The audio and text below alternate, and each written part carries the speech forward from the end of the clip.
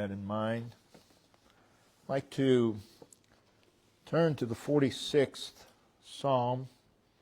It's a psalm that we've preached many messages from. It's one of my favorite psalms. The psalms, of course, are songs. They are poetry. And as such, the primary intent is not to inform or instruct us, though they are extremely informative and instructive. They communicate truth to us. But the primary intent is to move us, and that in the direction of God. The primary intent is to alter, to guide, and to heighten our spiritual emotions, if you will, moving us to faith, moving us to assurance and adoration and reverence and praise and worship. There's power in song. There's power in poetry. And in the Psalms, there is the powerful moving of God. And they are meant to comfort us, to encourage us, to strengthen us, to rejuvenate us. There's a great need to live in the reality of the Psalms. And for that reason, the need to live in the reality of the Psalms, 71 times throughout the Psalms, you find that word Selah. It's a call to stop. Stop the singing, stop the instruments, and give personal reflection and serious thought to what has been said. It is, let what has been said sink in. And you see this 71 times through the Psalms. So let's read this 46th Psalm. God is our refuge and strength, a very present help in trouble. Therefore, will not we fear, though the earth be removed, and though the mountains be carried into the midst of the sea, though the waters thereof roar and be troubled, though the mountains shake with the swelling thereof, Selah.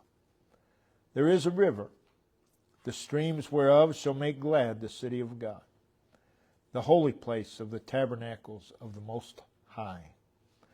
God is in the midst of her. She shall not be moved. God shall help her, and that right early. The heathen raged, the kingdoms were moved. He uttered his voice, the earth melted. The Lord of hosts is with us. The God of Jacob is our refuge, Selah. Come, behold the works of the Lord, what desolations he hath made in the earth. He maketh wars to cease unto the end of the earth. He breaketh the bow, and cutteth the spear in sunder. He burneth the chariots in the fire. Be still and know that I am God. I will be exalted among the heathen. I will be exalted in the earth. The Lord of hosts is with us. The God of Jacob is our refuge. Selah. Again, we are not told the author of the psalm. We are not given a precise occasion for the psalm. We are not given a precise time or place of its writing. And we do not need to know any of those things, because the Psalms are God-designed to be applicable to ourselves and our time and our place and our circumstances regardless. Again, one of the most amazing features of the Psalms is their relevancy for everyone's every day of life, regardless of where they are. And this 46th Psalm is applicable to all of God's people, regardless of the occasion, regardless of the time, regardless of the place. And throughout the Psalm, as we've seen in the past, the psalmist is heard, verses 1 through 9, speaking of God. First 9 verses, the psalmist is speaking of God. He's speaking about God. You come to verse 10, and God speaks. And then in verse 11, the psalmist resumes speaking of the Lord. And he simply repeats what he had said in verse 7. And though what he said in verse 7 was no doubt in the tone of certainty, confidence, joy, and calm, even more so in verse 11, after God had spoken. So reading through the psalm, I believe that we can conclude that, at least it appears, that the psalmist is in a very healthy spiritual condition. He's in a good spiritual place. But even a better spiritual place after verse 10. What we find in verse 10 is instruction, an exhortation from God with regard to himself. It's the climax of the psalm. The main thought of the message will come from the words, be still and. Be still and. Our subject is be stillness. Be stillness.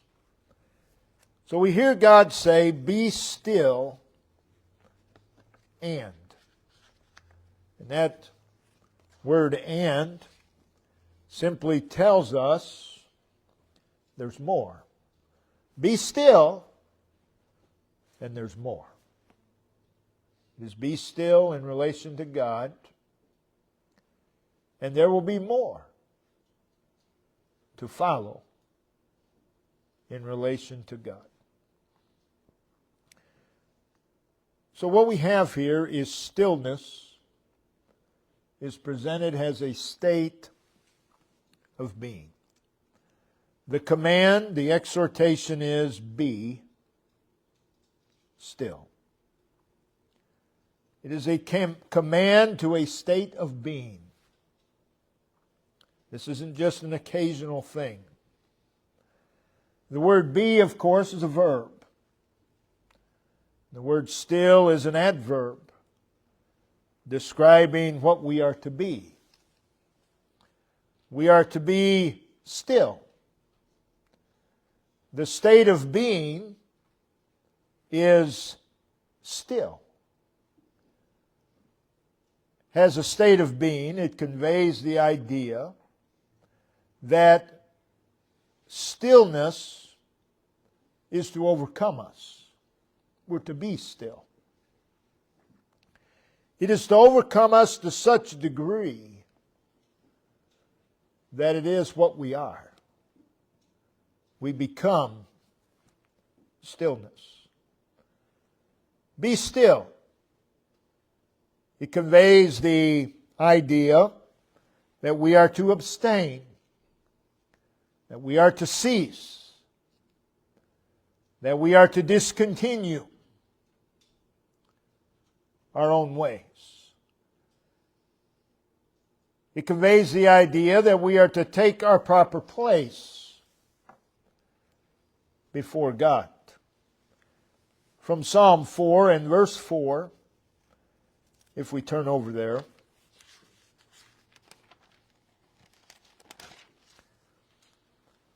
stand in awe and sin not. Commune with your own heart upon your bed and be still. So it's connected with reverence. It is a stand in awe. Be still. It is a place and position of reverence to the Lord. It is a state of surrender to God. We get a picture of this stillness from the Psalm, from this 46th Psalm. The entire Psalm is the overwhelming fact of God. That's what the Psalm is about. And it is the overwhelming fact of God that is to produce this stillness. In verse 1, the first two words are, God is. God is. Just those two words should produce a stillness in us, should cause us to take our proper place before God. It is, God is, He's present. And He's present as a refuge. He's present His strength and help. All of this is for us. God is for us. God is present for us. What we read in verse 1 is an expression of faith and assurance.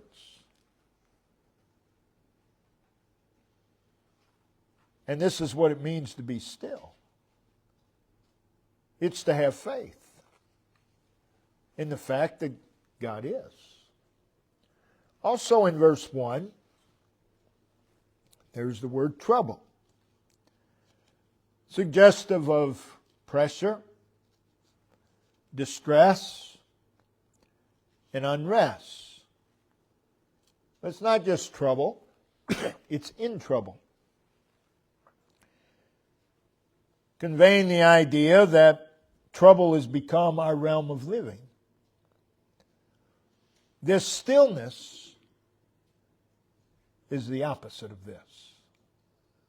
It's the opposite of in trouble. It's the opposite of pressure and distress and unrest being our way of life. In verse 2, there's the word fear, which is a painful apprehension. And this stillness is to be above this apprehension. In verses 2 and 3, there is a picture painted of convulsion and upheaval and stress, agitation, turbulence, commotion, chaos, pandemonium, instability, uncertainty. This stillness is the opposite of all of that. Many a child of God lives their life in convulsion and upheaval and the things we've mentioned. Also in verse 2 and 3, everything's falling apart. And this stillness is the opposite of that. In verse 5, there is the phrase, shall not be moved. That's a state of firmness and stability. And that's what this stillness is. It's a state of firmness and stability. There are the words, God shall. It's an expression of confidence. A dependent confidence upon God. A confident leaning upon God. A confident cleaving to God. A confident looking to God. This is the state of being still. It is setting the heart and mind upon God and anticipating what He will do. God shall. In verse 6, we read, the heathen raged, speaking of fury and wrath. And this stillness is something above a state of fury and wrath. There are God's people, they're in a state of fury most of the time. This stillness is the opposite. In verse 8, there's the word desolations, suggestive of emptiness. And this stillness is the opposite of that as well. This state of stillness is the opposite of an ongoing state of anxiety and agitation and disturbance. Some live in a state of agitation. It's the opposite of a state of vexation, a state of complaining. Again, the command and exhortation is, be still. It is stillness as a state of being. It's pictured all through the Word of God. It's pictured in the 23rd Psalm. Verse 1, by the words, I shall not want. It's an inward satisfaction, a sense of security. That's what it means to be still. It is a state of confidence and assurance, all is well. All is well. That's stillness. Because the truth is, you're not going to be still unless you believe all is well. In verse 2 of the 23rd Psalm, there's lying down in green pastures. A picture of calm. A picture of settledness, refreshment. A picture of composure. And we read of the still waters. Speaking of tranquility and that which is gratifying. In verse 5 of Psalm 23, there's a picture of an overflowing cup. You know, it's hard to fill a moving cup. You don't want to try to fill a cup when someone's hand is shaking. It's difficult. Or when they're running to and fro. Many a child of God lives their life running to and fro. And then they wonder why their cup's not full. It's pretty hard to fill a moving cup. So this stillness is to be in a state where our cup overflows. It's the opposite of what we read in Isaiah 57:20. But the wicked are like the troubled sea, which cannot rest. It's the opposite of Luke 10, verse 40. Martha was cumbered. That is, overloaded, obstructed, and distracted. It's the opposite of Luke 10:41. Martha, Martha, thou art careful. Thou art worried and troubled, agitated about many things. You see, this stillness is the opposite of all of that. Again, hear God say, be still. Is Mark chapter 4, verse 39. When Jesus said to the storm, peace, be still. And the wind ceased. That's what it is to be still. And there was a great calm. And God says, be still. It's what we see in the demon-possessed man of Gadara.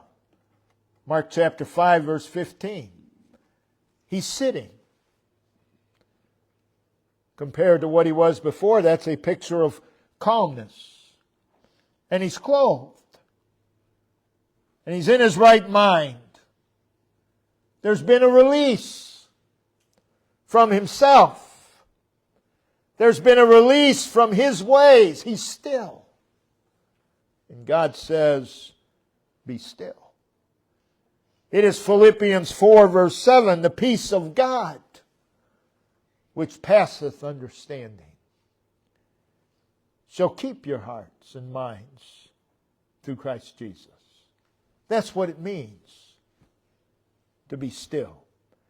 It is Colossians 3, verse 15, let the peace of God rule. That means guide and direct and preside and govern over your hearts. God says, be still. It is what Paul said in Philippians 4:11. I have learned in whatsoever state I am therewith to be content. Which is the opposite of a state of frenzy. In a state of panic. So we hear God say, be still. Be still. We need to hear that, and we need to know that our lives do not have to be filled and overflowing with storms and with commotion and chaos. We can be in the midst of commotion and chaos, but our hearts don't have to be. God says, be still. Our hearts do not have to be filled and overflowing with problems and difficulties and darkness and thirst and bareness and helplessness. Our lives and hearts do not need to be filled with futility and with failure, and with exhaustion and weakness, disappointment, discouragement. Our lives and hearts do not need to be filled with defeat and affliction and heartaches. These are not the things that are to control us. But we can live life under the control of the very peace of Christ. And God says, be still. Again, it's a command to take our proper place before God. We live in a world of chaos. Everything around us, everything is designed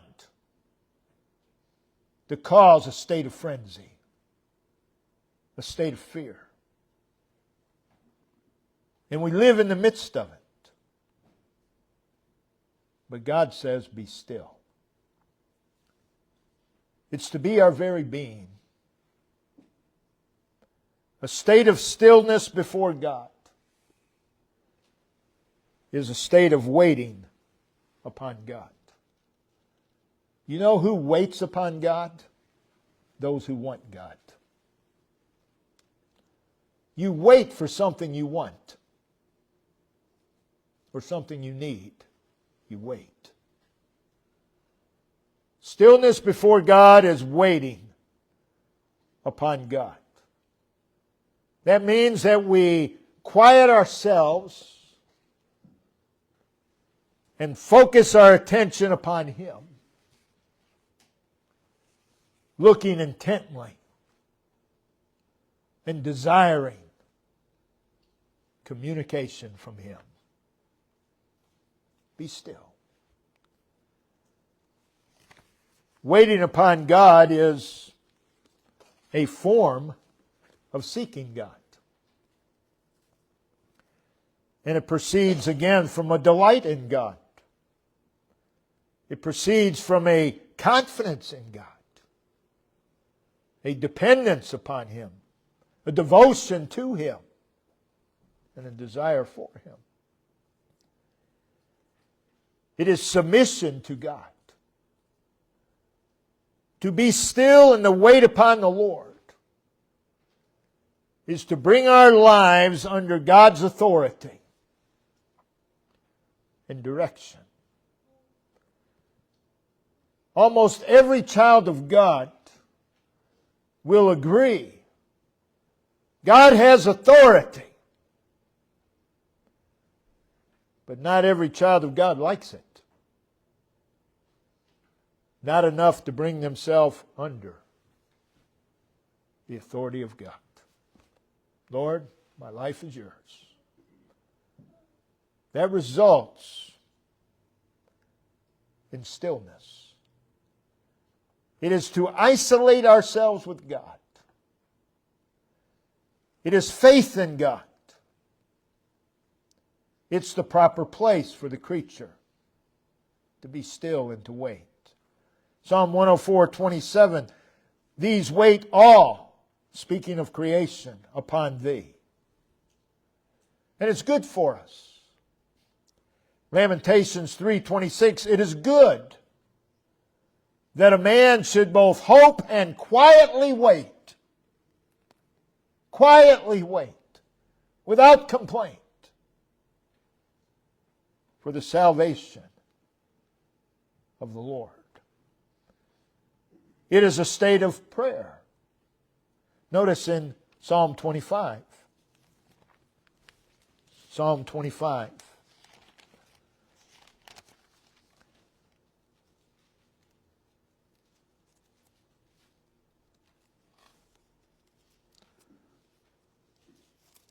Verses 4 and 5.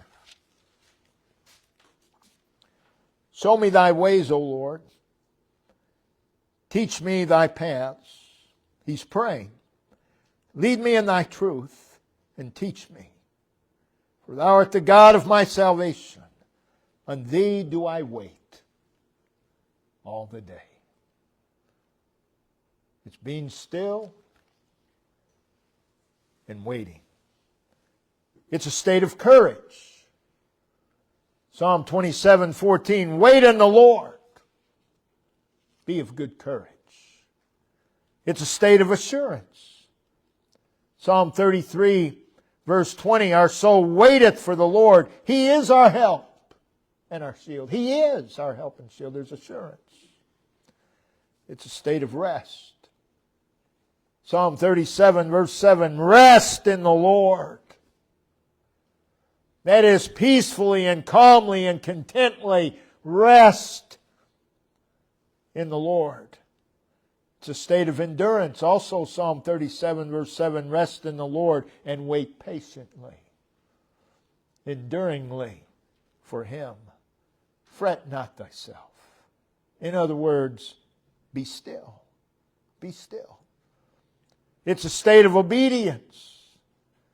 Psalm 37:34, wait on the Lord and keep His way. While you're waiting, while you're being still, keep His way. It's a state of single-mindedness.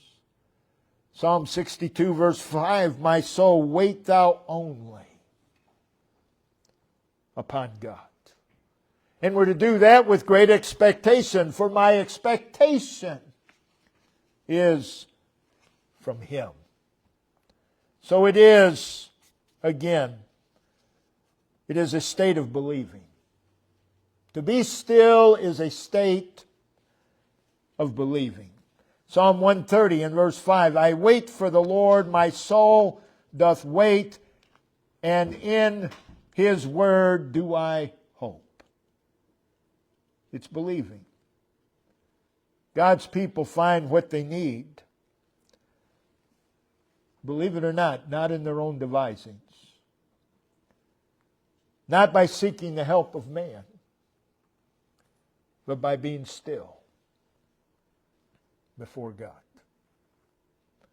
and waiting. Therefore, again, Lamentations 3:26. It is good that a man should both hope and quietly wait for the salvation of the Lord. And in Hosea 12, verse 6, wait on thy God continually. Continually. So the setting of the 46th Psalm is one of crisis. In verse 1, again, there's the word refuge. And that in present tense, suggestive of storm, danger, risk, and need. There is also the word strength, also used in present tense, describing what God is to us. And the very word suggests that we're weak. And we have an inability. Also in verse 1, there is the phrase, a very present help, indicative of a present and urgent need. And God says, be still. Be still. You're not going to get that advice from man. Man's going to tell you what to do. God tells us what to be. Be still. Be still. Also in verse 1, again, there are the words in trouble. Suggestive again of difficulties and trials, sufferings and burdens. Verses 2 and 3, there's upheaval.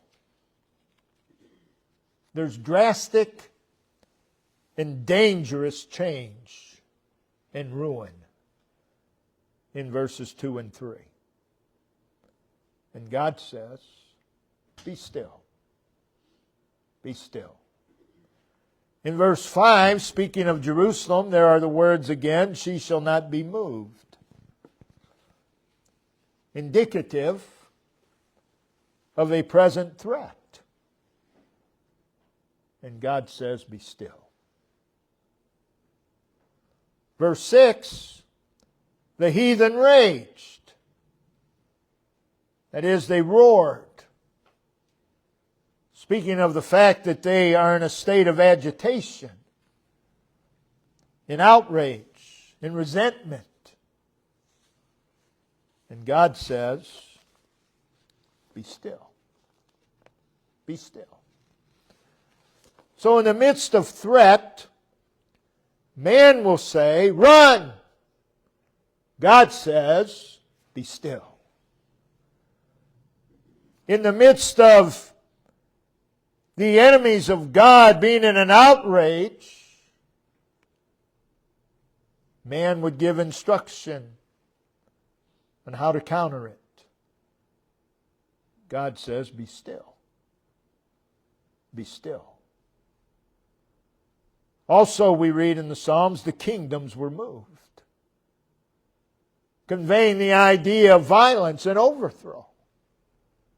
In verse 8 and 9, there's the mention of wars, battles and struggles.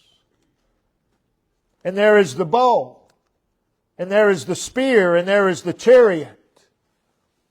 All emblems of enemy power and force. And God says, be still. Be still. So in the midst of all these things, we will hear many voices of what we ought to do, how we ought to respond. But somebody needs to hear God say, be still. Be still. We need to hear Him. Be still. Again, these are words from God. Be still. And then he goes on to say in verse 10, I will be exalted. Be still, because I will be. You need no other reason for stillness. You need no other reason to calm down. I will be. I will be. Exalted among the heathen. That's something particular. I will be exalted in the earth. That's more widespread. Either way, I will be. And I will be exalted. All that suggests that God at the time, that God would be exalted among the heathen and the earth was being discredited and dishonored. People don't respect God. What are we going to do? Be still. Be still. It's a call to set aside our own thoughts, our own abilities, our own activity, and trust God's ability and activity. Consider the power and the blessing of stillness. He says, be still. And know this, there is power in such stillness. We read in Isaiah 30 and verse 7, their strength is to sit still. Their strength is to sit still. And in Isaiah 30 verse 15, in quietness and in confidence shall be your strength. Their strength is to sit still. In quietness and confidence shall be your strength.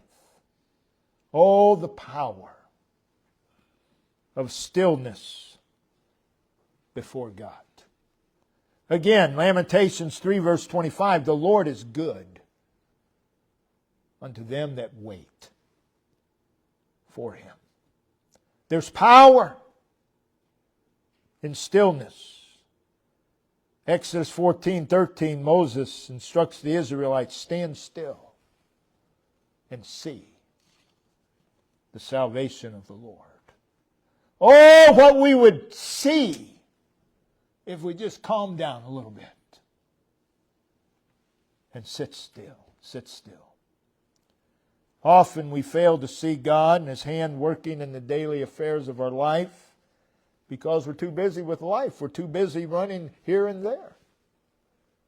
And God says, be still and see. And oh, what we will see. Being still. Again, their strength is to sit still. Numbers 9 verse 8, Moses says to the Israelites, stand still, and I will hear what the Lord will command concerning you. Sometimes we need to just be still in order to hear, in order to listen. You got a bunch of kids running around and you're yelling instruction. Guess what? They're not listening. They need to be still.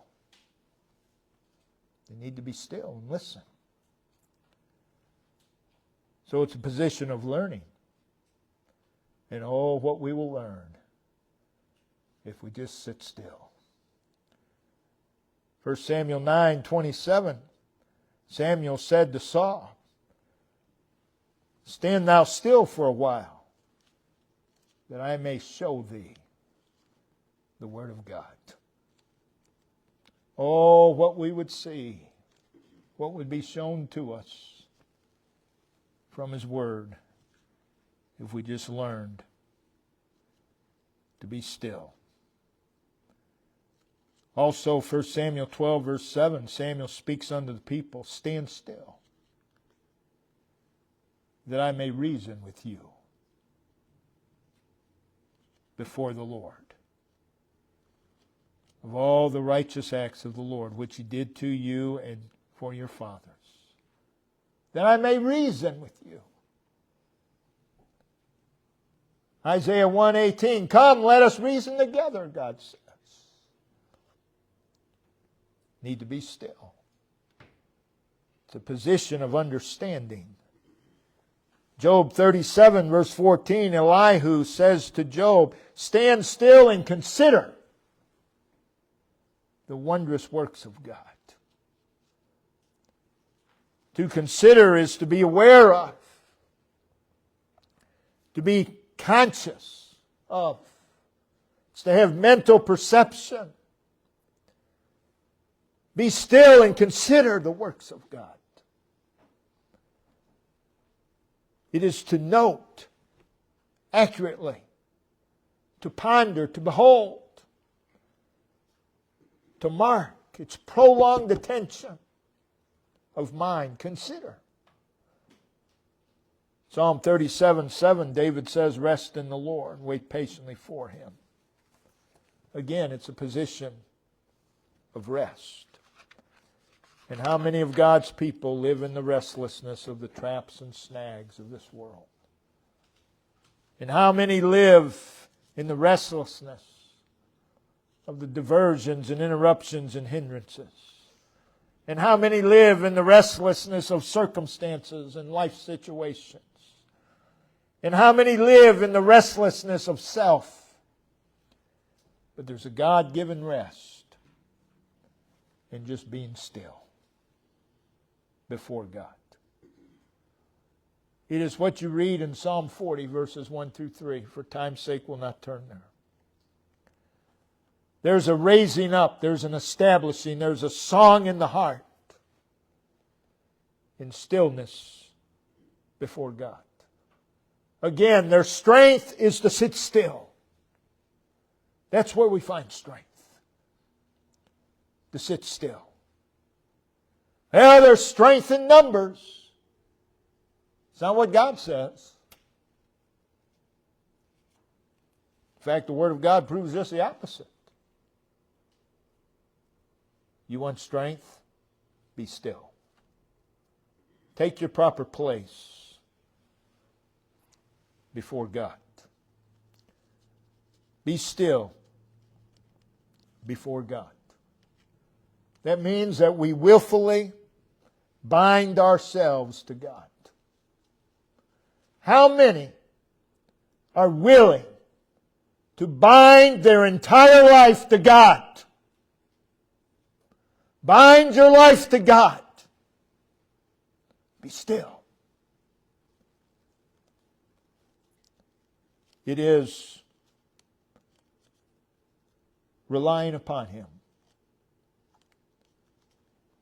And this gives us strength. It gives us strength to resist. It gives us strength to labor. It gives us strength to overcome. It gives us strength to ascend and not be held down by the weights of the world. Oh, the power of stillness before God. And may we hear God say in a powerful and effectual way, be still. Be still.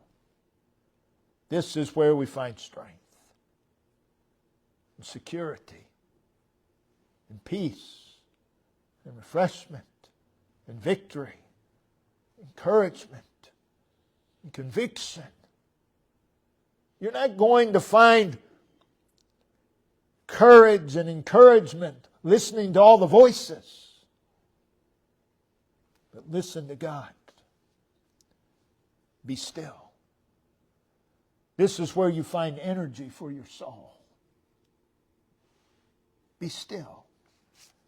Again, there is strength. Their strength is to sit still. And in quietness and in confidence shall be your strength. Stillness before God. That's what we need to be. Be stillness before God. Just calm down. Be still. Be still. Christians have this false view. Well, if I'm not doing something and I don't care.